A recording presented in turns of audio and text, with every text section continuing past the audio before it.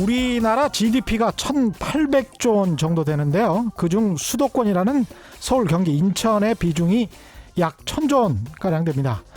5,200만 명 인구 중 2,600만 명 정도가 이 수도권에 모여 사니까 인구도 약 절반 정도 되죠. 그런데 서울, 경기, 인천이 대한민국 전체 국토 면적에서 차지하는 비중은 11% 수준입니다.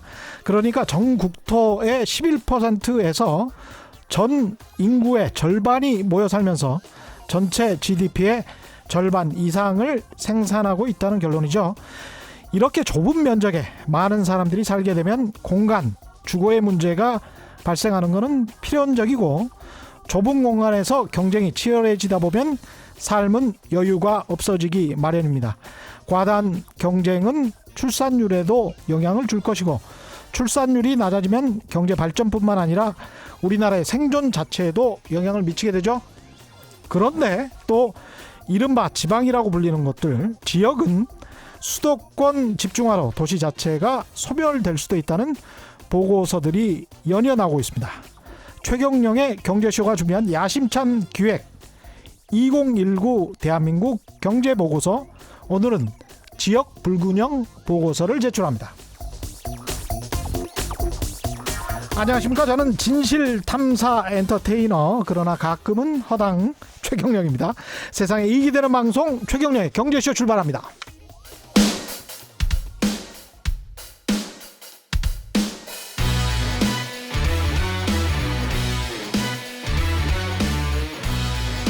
최경영의 경제쇼 특별기획 2019 대한민국 10대 경제보고서. 숫자로 들어보는 한국 경제의 현주소를 최고의 전문가가 알려드립니다. 네, 특별기획 2019 대한민국 10대 보고서, 오늘은 8번째 시간이고요. 지역 불균형, 수도권 집중화 문제를 집중적으로 다뤄보도록 하겠습니다. 지방도시 살생부, 살벌하네요. 지방분권이 지방을 망친다. 두 책의 저자십니다. 중앙대학교 도시계획 부동산학과의 마강래 교수님 오셨습니다. 안녕하세요. 네, 안녕하십니까. 예, 지방도시 살생부, 이 책은 제가 읽어본 것 같은데요. 좀 살벌합니다. 살생부 이러니까. 네. 이게 없어지는 겁니까? 도시가? 뭐 죽인다는 의미는 아니고요. 예. 앞으로 이제 지방 도시들이 굉장히 많이 어려워질 거다 보니까 예. 또 그렇게 예측이 나오고 있고요. 뭐 이제 중앙 정부에서 투입되는 이제 예산이 굉장히 많아지겠죠. 그러니까 앞으로 점점 더 안 좋아지는 상황에서 예산 사용액수가 너무 많이 늘어나니까 예. 앞으로 나중에 중앙 정부가 그러면 어디다가 먼저 어느 도시에 먼저 조금 더 효율적으로 투자를 할까, 예. 그런 고민을 할 것이다. 예산의 효율성을 고민하지 않을 수가 없죠. 그렇죠. 앞으로는 그렇게 될 수밖에 없을 것으로 예상이 됩니다. 예. 지난 10월에 한국고용정보원이 발표한 한국의 지방소멸 보고서라는 게 있는데요. 여기에도 지방소멸지수가 0.5 미만, 제가 이게 무슨 의미인지는 모르겠습니다. 교수님 소개를 좀 해주십시오. 지방소멸지수가 0.5 미만인 시군구가 경북은 82.6%, 그러니까 10개 중에 한 8개 이상의 시군구가 0.5 미만이다. 전남은 72.7%, 10개 중에서 한 7개다. 그래서 전국 1, 2위가 경북과 전남이다. 뭐 이러면서 지방 소멸지수라는 걸 발표를 했는데, 이게 무슨 의미인가요? 지방 소멸하면은 뭐 지방도시 살생부만큼 이게 또 무시무시한 용어로 들리는데요. 예. 제가 먼저 말씀드리고 싶은 거는 뭐 지방이 소멸을 한다라는 거는 뭐 있을 수가 없습니다. 이게 예. 공간이 없어지거나 뭐 이러지는 않겠지만, 예. 여기 지방 소멸 중간에 이제 생략된 단어가 있습니다. 예. 지방 인구. 예. 지방 인구가 소멸지수. 소멸된다라는 어떤 그런 의미입니다. 그래서 예. 빠르게 이제 인구가 줄어드는 지역들. 예. 그래서 앞으로 좀 이 지역은 좀 지속 가능하지 않을 것 같다. 이제 그런 지속 가능성에 대한 평가 지표라고 보시면은 될 것 같습니다. 이제 잠깐 뭐 이 지표에 대해서 간단히 설명을 드리면요. 그 일본도 마찬가지로 이제 수도권 대 그 비수도권의 어떤 그런 격차가 굉장히 심하게 나타나고 있습니다. 일본 예. 수도권은 이제 도쿄권이죠. 예.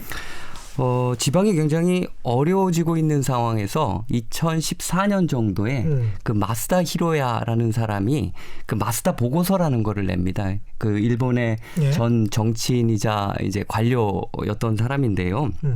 이분이 지방 소멸 지표를 내면서 이거를 갖다가 이제 지자체들을 쫙 이렇게 지표화 시켜가지고 예. 이거를 공개를 한 거예요. 근데 일본 사회가 완전히 뒤집어졌습니다. 그리고 굉장히 다수의 지자체가 앞으로 무너질 수 있다. 저도 교수님 책 보고 사실은 굉장히 충격받았어요. 아, 네. 어디서 앞으로 살아야 되지? 뭐 이런 생각이 막 들더라고요. 이러면 서울이나 서울 인근에서만 살아야 되나 막 이런 생각이 들고요. 네. 예. 뭐 제가 이게 지표가 안 좋다는 건 뭐 지금 이제 노력을 예. 열심히 하면은 예. 앞으로 이제 지표가 다 좋아질 것 같다라는 예. 생각은 드는데요. 예. 뭐 계속 말씀드리면은 이 지방 소멸 지수는 간단한 그냥 분수입니다. 그 분모 분자가 있는데 분모를 그러니까 65세 이상 고령 인구로 예. 놓고요. 그 다음에 분자를 20, 30대 가임 여성 인구로 나서 계산을 했습니다. 예. 이 뭐 가임 여성 인구라 그러면 이제 말도 많고 탈도 많은데 예. 일본에서는 그냥 이거를 갖다가 젊은이, 그러니까 젊은이에 대한 뭐 대리 지표 예. 정도로 이제 놓고 이거를 딱 보고 이 수치가 0.5인 0.5 이하인 지역은 정말 좀 힘들겠다. 앞으로 인구가 사라질 가능성이 있다. 이건 뭐 직관적으로도 그렇습니다. 그렇죠. 노인 인구 대비 예. 젊은이들이 작은 그러니까 그것도 가임 여성 인구가 0.5 그 2분의 1도 안 되는 지역은 지속 가능하다고 보기가 좀 힘들죠. 그러니까 어떤 동네에 노인이 2명 사는데 그 가임 여성 2030 가임 여성이 1명 이하로 사는 곳들이군요. 그렇죠. 0.5 미만이라는 그렇죠. 것은. 예. 거기다가 한번 생각해 보시면 됩니다. 그러니까 그런 지역들이 고령자들의 나이가 굉장히 높아요. 그러니까 예를 들어서 그런 지역들을 나이 순으로 한번 이렇게 쭉 주민들을 세워 보면은 예. 한 중위 연령, 그러니까 가운데 예. 있는 분의 연령이 한 60세 이상이 넘는 데가 많아요. 야. 근데 앞으로 향후 우리가 20년을 한번 예상을 해보면은 예. 그분들 중에서 뭐 살아계신 분들도 많겠지만 돌아가시는 분들이 예. 있겠죠.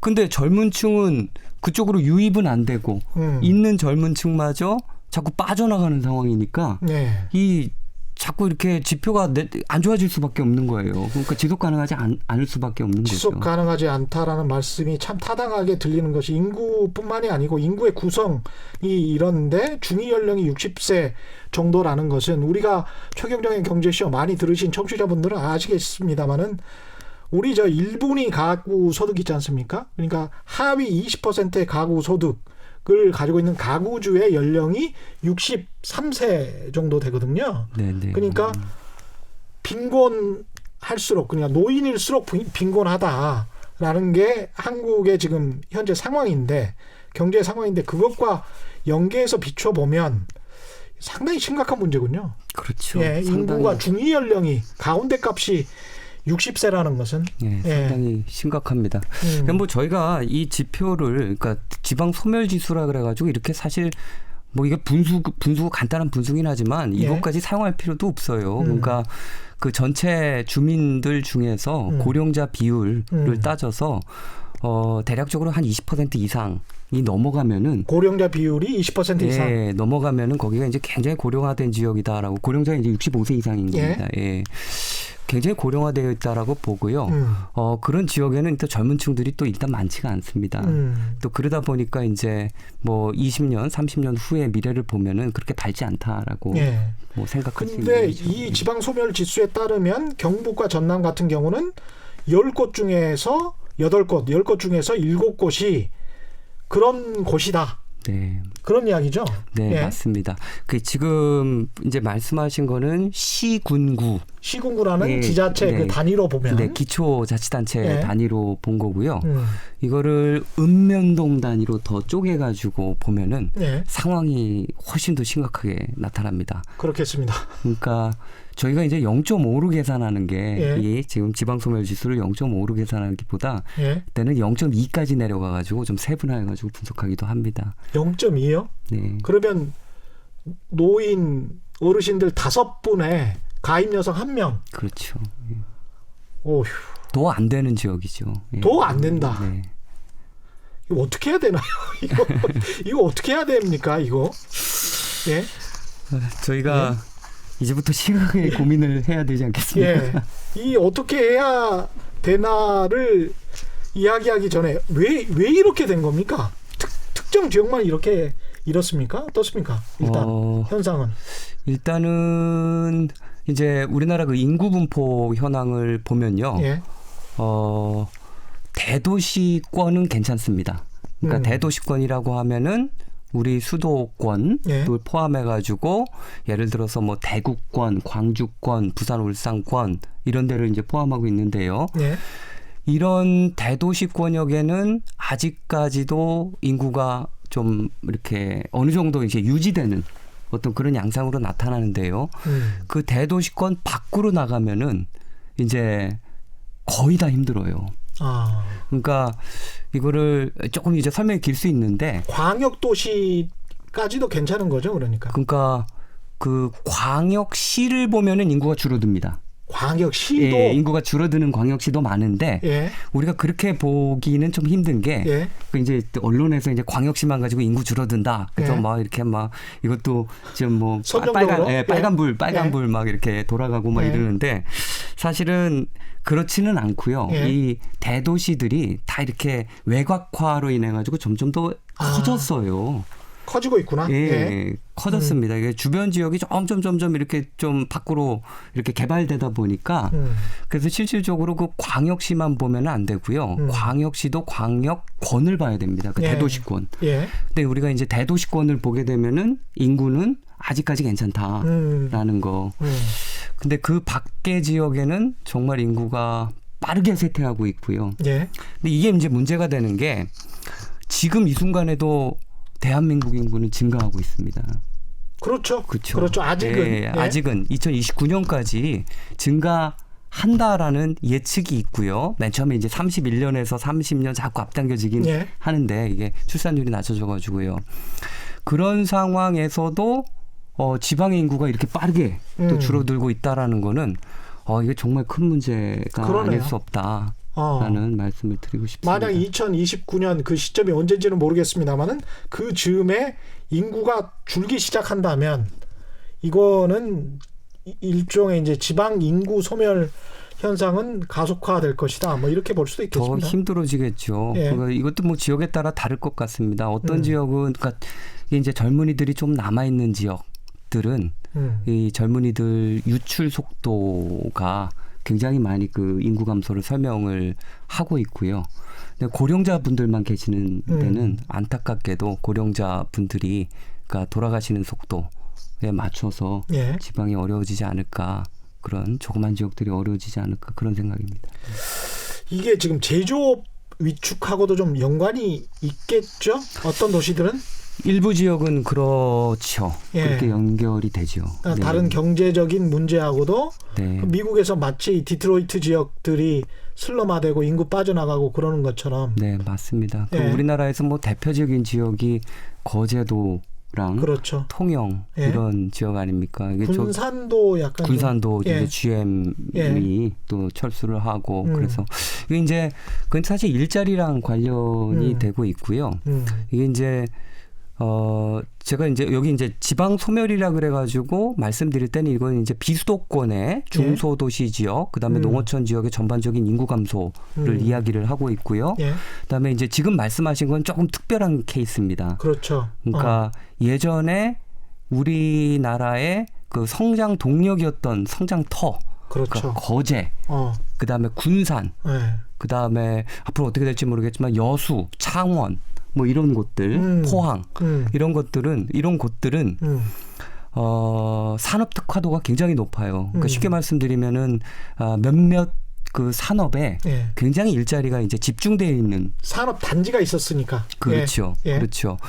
이제 이런 지역들은 이게 이제 우리나라가 이제 수출 중심 경제다 보니까 뭐 수출이 좀 안 좋아지거나 예. 뭐 이렇게 되면은 영향을 크게 받죠. 특히 일자리에 영향을 받게 되고 일자리가 영향을 받게 되면은 거기에 이제 인구가 머물러 있을 수가 없죠. 그러다 보니까 이제 거기가 이제 고용 위기 지역이 되기도 하고 이제 이런 현상이 나타나는 겁니다. 이걸 지역 불균형과 관련해서 과거 정부들도 충분히 예상을 했을 것이고 꾸준히 어떤 정책을 펴오지 않았겠습니까? 네, 맞습니다. 예, 네. 어떤 정책들이 있었고 왜 잘 안 먹혔는지. 네. 사실 수도권 집중이 사회적으로 큰 문제다. 예. 라고 했던 정부는 뭐 최근은 아니고요. 예. 박정희 대통령 때도 그랬습니다. 박정희 대통령 때도 예, 그랬어요? 박정희 대통령 때도요. 그러니까 서울은 만원이다라고 이제 위기 의식을 그때는 이제 사실 70년대에도 네, 70년대에도요. 안보 문제 때문에 서울에 이제 사람들이 다 이게 집중이 되어 있으니까 그래서 강남 개발 뭐 강남으로도 전쟁 했고 날까봐. 예. 그 당시에도 박정희 대통령 때도 수도 이전 논의가 있었습니다. 행정 수도를 예. 뭐 공주 뭐 이런 쪽으로 뭐 이렇게 좀 검토했던 적이 있어요. 근데 그리고 나서 그 전두환 대통령 때는 수도권 정비 계획법이라는 굉장히 강력한 법이 예. 그 입법이 됐죠. 80년대 초반입니다. 이 법은 수도권으로 인구 들어오지 말아라. 그다음에 산업 들어오지 말아라. 예. 라고 해가지고 예. 이게 수도권 정비계획법은 이제 이런 수도권이 너무 빽빽해지니까 이거를 막아야 된다라는 그런 목적을 가지고 만들어진 법이고요. 지금도 그게 이제 굉장히 큰 효력을 발휘하고 그렇죠. 있습니다. 예. 근데 이제 최근으로 가보면은 뭐 최근이라고 하기도 그렇지만 강력한 국토균형발전 정책을 썼던 대통령 하면은 이제 딱 떠오르는 예. 분이 있지 않습니까? 노무현 대통령. 그렇죠. 예, 때 이 균형 발전에 대해서 굉장히 크게 노력을 했었습니다. 그래서 노무현 정부 때는 혁신도시 10개를 지방으로 이전을 하고 예. 거기에 이제 공공기관을 이제 이전을 하는 어떤 그런 정책들을 만들었고요. 기업도시 뭐 조금 이렇게 뭐 이건 성공적이진 않지만 기업도시 정책도 나왔고요. 그다음에 세종시의 행정중심 복합도시 예. 뭐 이제 이런 정책들이 나왔습니다. 그래서 아무튼 이게 이제 정권이 바뀌면서 뭐 좀 한번 좌절될 뻔하기도 했지만 그래도 지금 진행 중인 그렇죠. 어떤 정책이고요. 예. 그다음에 문재인 정부 때도 혁신도시 시즌 2라 그래서 예. 이거에 대한 노력을 또 확대 보완 노력을 하고 있습니다. 근데 노무현 정부 다음에도 이명박 정부에서 5+2 광역경제권 5+2 예. 이라는 정책을 폈습니다. 이것도 이제 균형발전 정책이랑 뭐 떨어져 생각할 수는 없는데요. 그러니까 전국을 한 7개의 광역경제권으로 예. 나눈 겁니다. 예. 거기서 그리고 그 지역 광역경제권을 이끌 수 있는 산업들에 대해서 집중적으로 투자해서 그러니까 특화 산업들이죠. 예. 그래서 전 국토를 좀 고르게 발전시켜 보겠다. 취지인즉 그러니까 나라가 경쟁력을 가질 수도 있지만 지역이 이제 경쟁력을 갖는 이런 예. 사회가 왔다. 그래서 이제 5+2, 5 더하기 2 그런 광역경제권 정책을 썼었고요. 예. 박근혜 정부 때는 이제 이명박 정책의 정부를 이제 강하게 비판하면서 예. 또 다른 지역 정책을 내놓습니다. 그때는 예. 또 강하게 비판했었나요? 네네 예. 그렇습니다. 그러니까 예. 이명박 정부 때의 지역 정책은 이 덩어리가 이 공간의 덩어리가 너무 광역경제권이란 덩어리가 너무 크다 보니까 너무 크다. 5+2가. 예. 예. 그러니까 이게 주민들이 체감할 수 있는 지역 정책을 마련할 수 없다라고 얘기를 한 거예요. 예. 그래서 박근혜 정부 때 나왔던 대표적인 지역 정책은요. 행복생활권 정책이다. 행복생활권. 네. 예. 뭐 이거 간단하게 이것도 뭐 여러 가지 이야기들이 있지만 간단하게 설명을 드리면요. 지방의 좀 중소도시들이 이게 행정구역별로 이렇게 나눠져 있잖아요. 예. 나눠져 있으니까 어느 한 행정구역이랑 그 주변에 있는 행정구역이랑 그냥 묶어서 이 생활 인프라를 공유를 한다든지 예를 들어서 뭐 병원도 큰 병원에 다 들어갈 큰 병원이 다 못 들어가지 않습니까? 그렇죠. 그래서 이것들을 좀 같이 나누어 쓰고 그다음에 뭐 광역 도시계획 시설이라든가 뭐 이런 뭐 여러 소각장들이라든가 뭐 이런 것들도 다 이제 나눠 쓸 수 있는 어떤 그런 그러니까 좀 합심하는 어떤 그런 구조 그 행복생활권이라는 걸 만들었어요. 근데 뭐 전반적으로 다 지나서 평가를 해보면은 과거 정부들이 굉장히 많이 이런 지방 살리기 노력을 했긴 했지만 예. 결국은 수도권에 지금 인구 집중되는 현황을 지금 보시면요. 올해 막을 수가 없었지 않습니까? 그죠? 그렇죠. 이게 가속화되는 것 같아요. 오히려. 그렇죠. 이제 올해 뭐 9월이나 10월 아직까지 이제 공식 통계는 발표되지 않았지만 예상이 있지 않았었습니까? 예측이. 그러니까 올해 9월이나 10월 정도에 수도권 인구가 이제 50%를 넘을 거다라는 예측이 나왔는데요. 이 50%가 상당히 큰 의미가 있습니다. 우리가 수도권이라 그러면 서울, 경기, 인천 요 세 지역을 묶은 데 아닙니까? 수도권이 50%를 넘었던 적이 없습니다. 근데 50이란 숫자가 상당히 큰 상징성을 가지고 있는데 역사 이래 50%를 넘은 적이 없다. 넘은 적이 없었죠. 제가 오프닝에서도 말씀드렸지만 전 국토 면적에 대한민국, 북한 빼고요. 11%밖에 안 돼요. 근데 11%에서 50%가 그냥 사는 거니까. 그렇죠. 예. 그렇죠. 뭐 사실 인구만 문제는 아니지 않습니까? 그렇죠. 모든 기능들이 수도권에 그렇습니다. 많이 집중되어 있으니까 그게 좀 안타까운 마음입니다. 지금 정부는 어떻습니까? 지금 정부의 정책은 어떻고 효과는 어떻습니까? 지금 정부의 정책은 뭐 이렇게 딱 이렇게 브랜딩이라 그러죠. 이게 지역 정책을 딱 이렇게 뭐 이번 정부의 지역 정책은 뭐다라고 해가지고 딱 뚜렷하게 내놓은 건 없고요. 예. 두 가지 말씀드릴 수 있을 것 같아요. 그러니까 노무현 정부 때 추진했던 혁신도시 정책을 이제 시즌 2로 해가지고 뭐 좀 확대, 보완, 강화한다라는 그런 정책이 하나가 있고요. 두 번째는 지방도시 상황이 너무 어려워지다 보니까 도시재생 뉴딜 사업이라는 굉장히 큰 사업을 도시재생 뉴딜, 재생 뉴딜 사업이라는 굉장히 큰 사업을 벌이고 있습니다. 이 사업이 사실 그러니까 도시재생 사업이다라고 보시면 될 것 같고요. 제가 뭐 액수만 말씀드려도 그러니까 1년에 10조씩 10조? 예. 그 도시재생 뉴딜 사업에 1년에 10조씩 5년 동안 50조를 쓸 계획에 있는 사업입니다. 대단하네요.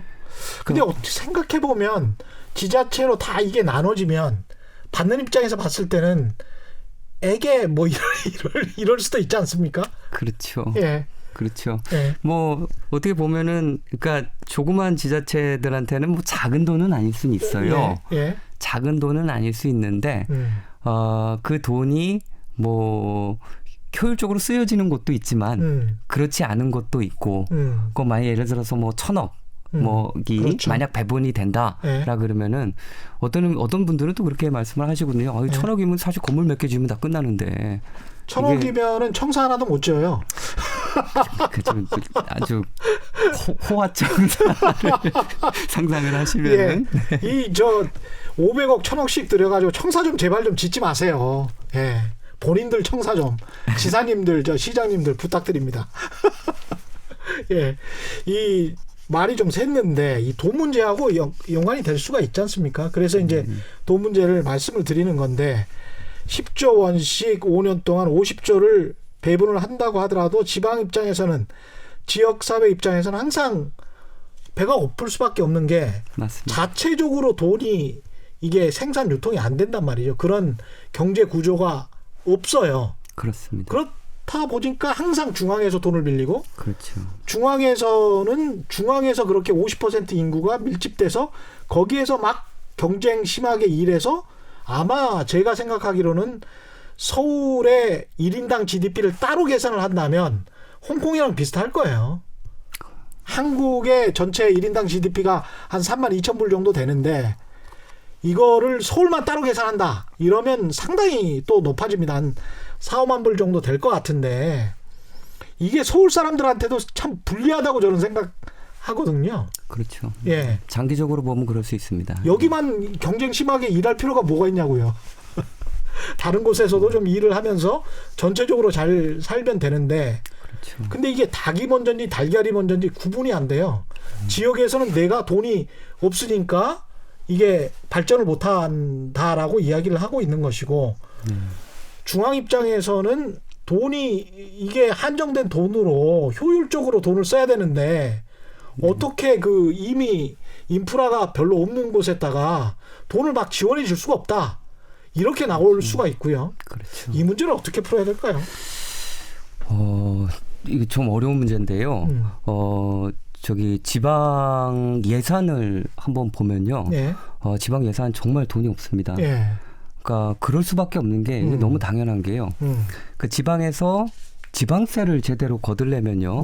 거기 사는 인구가 일단은 받쳐줘야 되고요. 그렇죠. 거기 또 산업이 있어야 돼. 일자리가 있어야 되지 않습니까? 그렇죠. 그래서 회사들도 돈을 내지 않습니까? 그렇습니다. 근데 인구도 없고 일자리도 없는 데서 이거를 어떻게 뭐 세금을 제대로 거둘 수가 없어요. 거둘 수가 없는데 저희가 이제 한번 지도를 한번 보시면요. 서울보다 더 큰 지자체들이 많아요. 네. 크기로 보면요. 그렇군요. 네. 예. 그러니까 거기 그 지역에 유지해야 되는 인프라들, 생활 인프라들이라든가 이런 것들이 굉장히 많습니다. 예를 들어서 뭐 상하수도, 그렇죠. 전기. 상하수도 같은 것도 있고요. 또 뭐 문예회관, 그 다음에 뭐 공공병원이라든가 그렇네요. 이런 예. 등등의 것들이 굉장히 많고요. 도서관, 공공도서관. 그렇죠. 도서관도 그렇고요. 예. 특히 도로 같은 경우에는 이제 넓게 퍼져 있으니까 예. 계속 이게 유지 관리해야 되는 어떤 이런 상황인데 사람도 없고 기업도 없으니까 돈을 걷기가 굉장히 힘들지 않습니까? 예. 근데 거기에 그거를 유지 보수하지 않으면은 거기에 있는 지역 주민들은 정말로 힘들어질 수밖에 없고요. 거기 계신 분들도 우리 굉장히 소중한 주민들이고 그런데 이걸 갖다가 손을 놓게 되면 안 되죠, 그렇죠? 그렇죠. 중앙 정부가. 예. 그래서 중앙 정부도 실질적으로 거기에 이제 그 스스로 걷는 돈이랑 그렇죠. 그다음에 실제로 필요한 액수 이거의 이제 차이만큼을 지방 정부에서 뭐 교부금이라든가 이제 교부세라고도 하는데요. 예. 이런 걸로 이렇게 좀 보존을 계속 해주고 있습니다. 근데 문제는 이게 점점 커지는 거예요. 인구가 빠져나가고 이러다 보니까 스스로 거둘 수 있는 돈이 점점 줄어들고요. 예. 그걸 이제 저희 그 뭐 전문 용어로는 재정 자립도가 그렇죠. 점점 낮아지고 있다. 뭐 예. 이제 이런 이야기를 하는 거죠. 서울도 사실 지방자치단체 구별로 따졌을 때 25개 구 중에서 그 특히 이제 강남 서초구 같은 곳만 재정 자립도가 굉장히 높고요. 그렇죠. 다른 구들도 지방이랑 좀 비슷한 상황입니다. 그렇죠. 예. 네. 서울 같은 경우에는 강남구 예를 들어보면은 이제 재정 자립도가 가장 높다라고 할 수가 있는데요. 예. 한 해 뭐 예산이 이거는 뭐 제가 정확한 수치를 잘 모르지만 7,500억에서 한 8,000억 사이가 이제 한 해 소요되는 돈입니다. 근데 여기서 걷는 자체 수입, 그러니까 국가에 내는 거 말고요. 이쪽 그 강남구 주민들이 그 자체 수입만 5천억이 넘습니다. 아. 그러다 보니까 굉장히 높은 거예요. 네, 예. 굉장히 높은 겁니다. 예. 그래서 이런 데가 있는 반면에 재정 자립도가 굉장히 낮은 예를 들어서 전라남도 구례군 같은 경우에는요. 써야 할 돈이 예. 그쪽에서 이제 필요한 돈이 한 2,500억이 좀 넘습니다. 근데 거기서 자체적으로 거둘 수 있는 돈은 200억이 조금 넘어요. 10분의 1. 200억? 네. 예. 구례구는 또 그리고 면적이 엄청나게 넓거든요. 그렇죠. 예, 거기에 지리산이 있어서. 네. 예. 그러니까 뭐 충북 보은이라든가 예. 뭐 경북에 있는 이제 조그만 도시들 같은 경우도 다 이제 이런 상황이 나타나는 거예요. 써야 되는 돈은 굉장히 많은데 자체적으로 거둘 수 있는 돈은 없어지고요. 이 차이가 점점 계속 벌어지고 있습니다.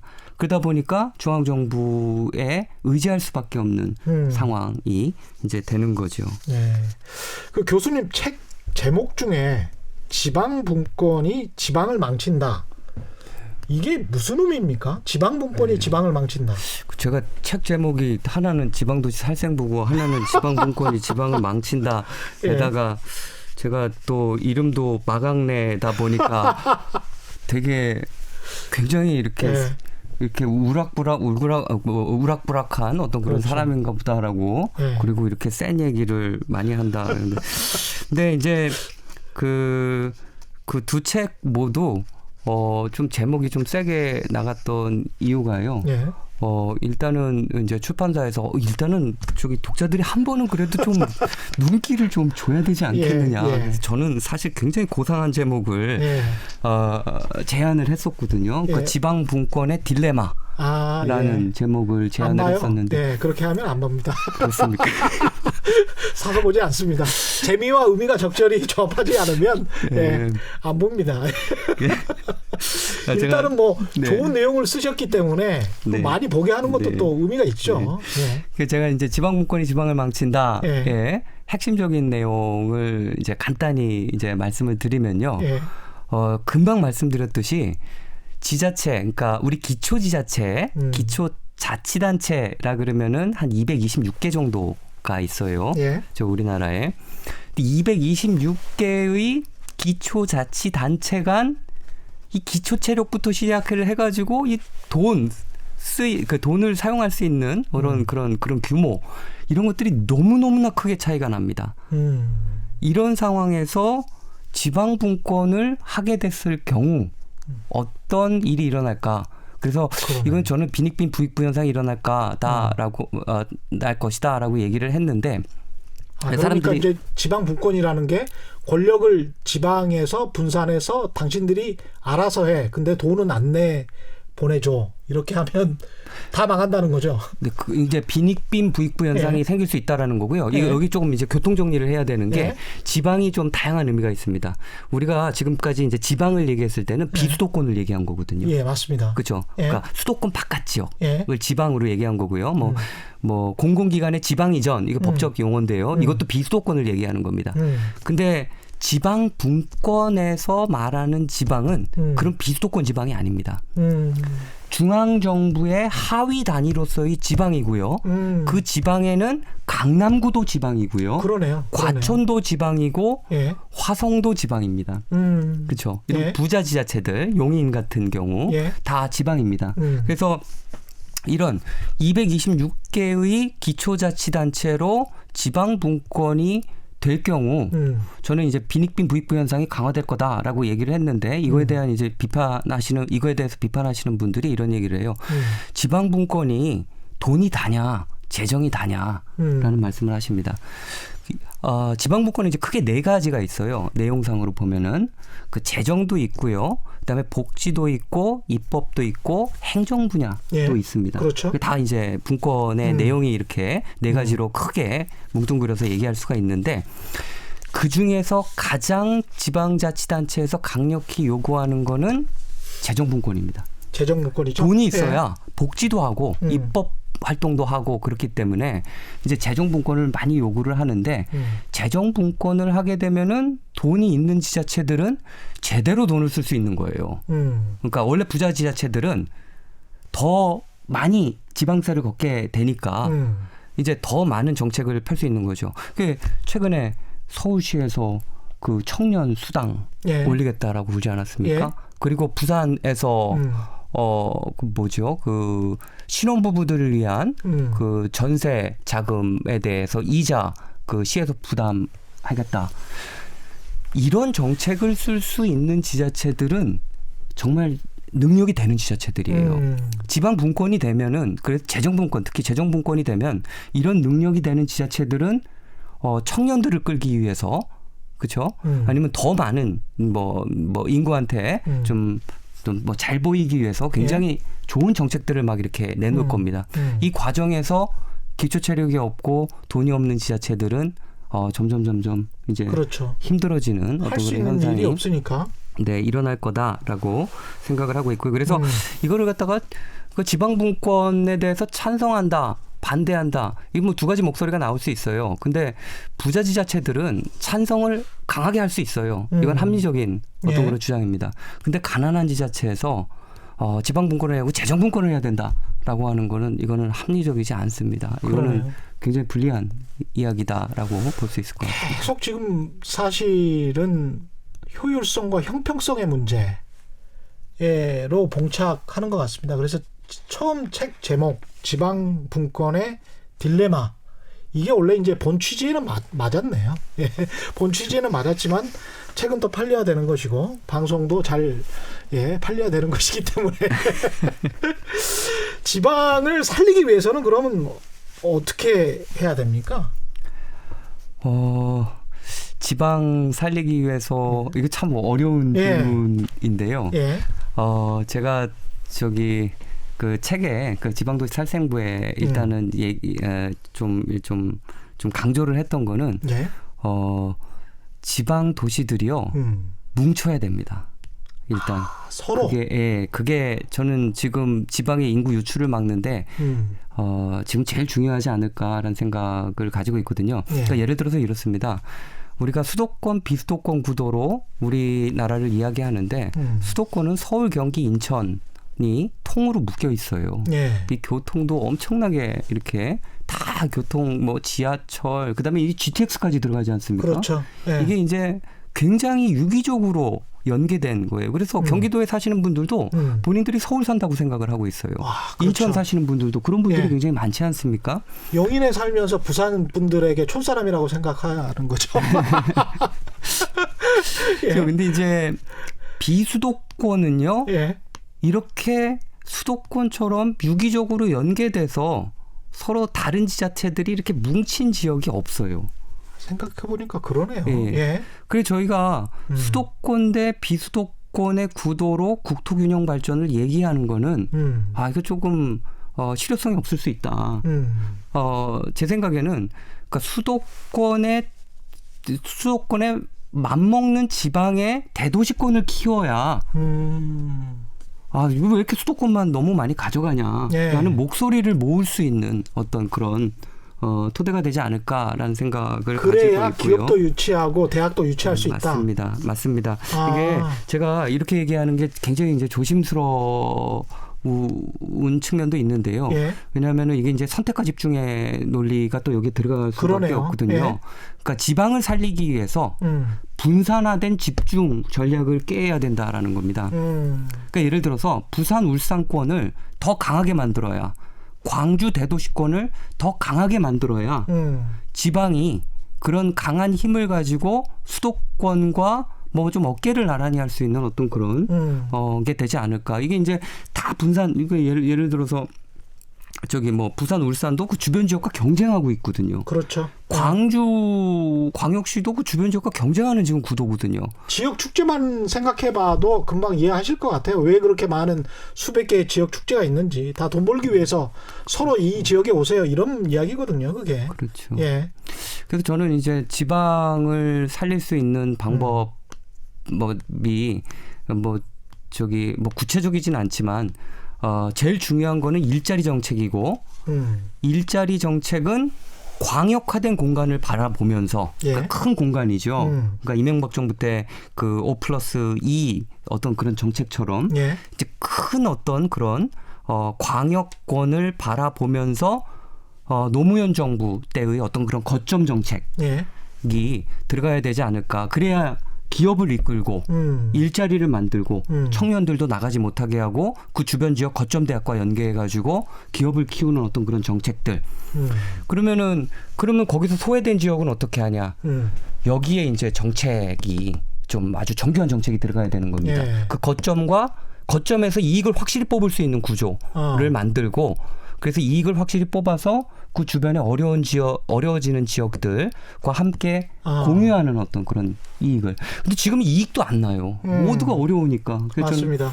지방에 이익이 나는 공간을 제대로 밀어줘야 된다라는 거예요. 그리고 그런 개발 이익을 그다음에 아니면 산업적 이익을 주변 지역과 좀 나눌 수 있는 상생 시스템 그런 정책들을 제대로 갖춰 나가야 지방이 더 이상 이제 수도권에 자꾸 인구를 뺏기면서 어려워지는 어떤 이런 현상을 막을 수 있지 않을까 이런 생각을 하고 있습니다. 사람과 돈과 뭐 기업들과 문화와 이런 것들이 좀 몰려야 맞습니다. 그다음에 이제 경쟁을 할 수 있을 것 같고요. 맞습니다. 언론 같은 경우도 사실 서울에 집중돼 있고 지역 언론사들이 상당히 많이 죽어 있는데 미국 같은 경우에 대표적인 지역 언론사들이 워싱턴 포스트와 뭐 뉴욕 타임즈처럼 그 언론사들이 지역 언론사들이거든요. 근데 그 지역 언론사들이 세계적인 전국지 정도가 아니고 미국의 전국지 정도가 아니고 세계적인 언론사들이 됐는데 그게 지역 거점의 언론사들이었다는 거죠. 그래서 사실 그게 이제 선순환 구조로 가는 건데 우리는 이게 너무 중앙 집권적으로 발전하다 보니까 그렇죠. 이 부작용을 어디서부터 역전시켜야 될지 바로잡아야 될지 그게 참 고민인 것 같습니다. 그런데 그렇게 지역 소멸이 일어나다 보면 부동산 특히 걱정하시는 분들 중에서 일본처럼 빈집이 많이 생기지 않을까. 네. 그 빈집 다 어떻게 하나. 이런 생각 당장 하실 것 같은데 그 부분에 관해서는 어떻게 생각하십니까? 네. 인구 지역 지방이 어려워지고 인구가 빠져나가는 것도 있지만 전반적으로 앞으로는 이제 우리나라 인구가 점점 줄어들 예정이지 않습니까? 네. 이제 이것도 얼마 남지 않았습니다. 저희는 이제 빈집을 어떻게 다뤄야 될지에 대한 좀 세밀한 고민을 해나가야 되는 시점인 것 같아요. 예. 일단은 저는 기본적으로 아까 말씀드렸듯이 사람에 대한 정책은요. 네. 굉장히 공평하고 형평성 있는 정책이 들어가는 게 맞아요. 근데 공간에 대한 정책은 약간 달라요. 그러니까 공간은 그런 귀한 사람들이 이용하는 수단이에요. 그러네요. 예. 예. 근데 이 수단을 제일 최적으로 잘 이용하는 방법은 집적. 그러니까 이렇게 모이게 하는 거죠. 예. 모이게 해가지고 에너지를 뿜어내게 하는 거예요. 그 공간에서. 예. 그래서 사람이 모여야 사실 뭐 하하호호하고 가끔은 멱살도 잡고 뭐 이제 이런 일이 일어나야 그렇죠. 에너지가 생기는 거고요. 예. 거기서 혁신이 발생하는 거고 그렇습니다. 더 좋아질 어떤 예. 결국은 이제 삶의 질을 높일 수 있는 어떤 그런 토대가 되는 거죠. 그런 집적을 저희가 지방에서도 추구하다 보면은 주변 지역에 빈집이 발생할 수밖에 없고요. 이런 빈집을 어떻게 잘 정돈하는지 정리하는지 이게 예. 이제 관건일 거라는 생각이 듭니다. 예. 그러니까 어떤 지역은 정말 효용이 너무 낮아가지고 자연으로 되돌려야 되는 어떤 그런 곳도 있을 겁니다. 야, 그 정도군요. 예. 그렇죠. 그 원래 자연이었어요. 거기가. 예. 원래 그냥 이렇게 이게 푸르른, 사실은 네. 웃을 일이 아닌데 이게 사실은 집을 허문다는 이야기거든요. 이게. 그리고 살았던 촌락 같은 곳이 없어진다는 거죠. 수풀로 다 변한다는 겁니다. 예. 네, 그렇죠. 네. 그리고 어떤 지역들은 뭐 예를 들어서 뭐 수도권이나 대도시권에서 오는 인구들을 또 받을 준비를 하는 예를 들어서 그 빈집을 갖다 잘 정비해서 그러니까 리모델링을 잘 하는 예. 거죠. 예. 그래서 이런 이제 앞으로는 그 귀농, 그다음에 귀촌 인구들, 예. 그다음에 귀향 인구들이 굉장히 증가할 거다라는 생각을 가지고 있는데요. 이런 인구들을 또 받을 수 있는 어떤 그런 곳을 잘 마련하면 되지 않을까 이런 생각을 하고 있습니다. 해외에서 특히 뭐 일본이 가장 먼저 아프게 이런 문제를 당했을 거니까 좀 눈여겨볼 사례 같은 것, 우리 정부가 참고해야 될 사례 같은 게 뭐가 있을까요? 일본의 현재를 보면은 우리의 미래를 볼 수 있다라는 어떤 그런 이야기를 많이 하는데요. 예. 제가 이제 일본 정책을 많이 이제 검토를 하다 보니까 일본은 참 그 지역 균형 정책에 실패한 케이스 중에 하나예요. 굉장히 시행착오를 많이 했고 또 그러는데도 노력을 많이 했습니다. 그런데도 이게 참 쉽지 않은 문제다라는 어떤 그런 거를 일본 사람들이 깨달은 것 같아요. 일본에서 배울 게 있다라면은 예. 어떤 구체적인 케이스라기보다는 예. 일본의 재생 정책은요 경제 정책이었습니다. 그러니까 90년도 초반에 버블 터지고 나서 잃어버린 10년이 잃어버린 20년으로 가게 되고 그 과정 속에서 도시가 살아야 일본이 살 수 있다라는 어떤 그런 생각하에 여러 가지 재생 정책들이 이제 쏟아져 나왔다라는 거고요.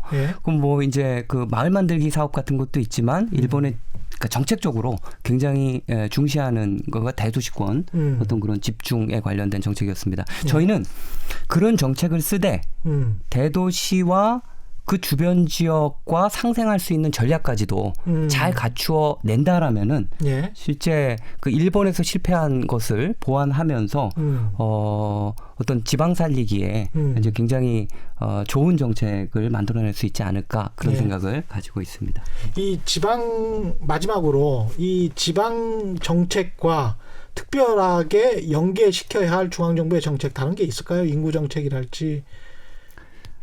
지방 정책과 연계시켜야 할 다른 어떤 중앙정부의 정책. 네네.